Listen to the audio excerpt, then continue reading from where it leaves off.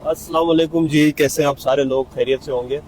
आज मैं एक बहुत हिस्टोरिक जगह पे हूँ और मैं इजिप्ट में बहुत ही खूबसूरत और हिस्टोरिक शहर असवान में मौजूद हूँ। ये शहर बहुत फेमस है अपने हिस्टोरिक टेम्पल्स के लिए और ये दरियाए नील है जिस पे मैं इस वक्त खड़ा हूँ और मैं एक बहुत ख़ास जगह पे जा रहा हूँ। वो है हमारे 49th इमाम हिज हाइनेस प्रिंस करीम आगा खान के मुज़िलियम पे और उर्दू में बोले तो उनकी ज़ियारत पे, उनके मज़ार पे। और असवान शहर हमारी इस्माइली कम्युनिटी के लिए खास है और उसकी वजह ये है कि इजिप्ट के अंदर जो कायरो, जो पहले काहिरा कहलाता था, काहिरा की जो सिटी, काहिरा सिटी की जो बुनियाद रखी थी वो फातिमिड्स ने रखी थी और फातिमिड्स और इस्माइलीज उन्होंने इसकी बुनियाद रखी थी इजिप्ट के अंदर and they ruled Egypt for 250 years, almost 300 years। तो वो सिर्फ रूल नहीं किया था बल्कि और कायरो सिटी के अंदर बहुत रिफॉर्म्स किए थे। Reforms in a sense education में, रिफॉर्म्स इन अ सेंस उसके ओवरऑल आर्किटेक्चर में, वहाँ पे मेडिसिन में, साइंस में, तिब में।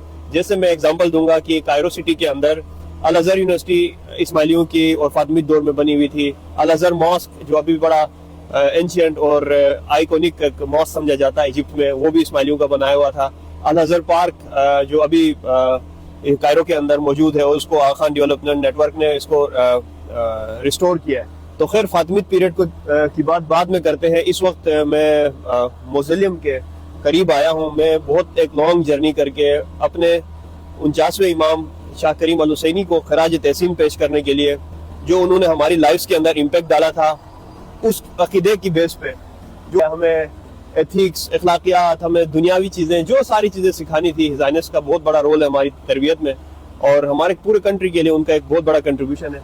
उस सब को देख के मेरी एक ख्वाहिश थी कि मैं पहली बरसी पे यहाँ पहुंचूं, लेकिन अनफॉर्चुनेटली कुछ दिन लेट हो गया हूँ। तो इस वक्त ये देख रहे हैं मेरे पीछे हिज हाइनेस का जो है ना मौज़िलियम आपको नजर आएगा।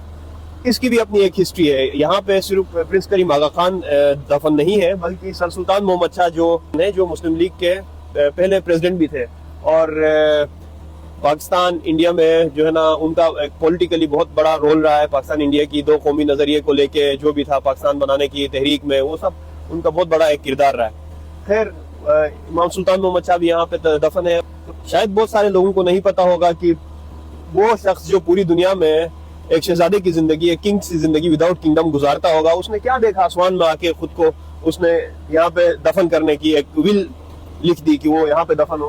तो ऐसा है कि यहाँ पे सर सुल्तान मोहम्मद शाह अपनी आखिरी एज में काफी बीमार हो गए थे। तो उनको डॉक्टर्स ने कहा था आप कोई ऐसी जगह पे जाएं जहाँ पे गर्म रेत हो, जहाँ पे साफ हवा हो। तो वो आसमान में आके रहते थे।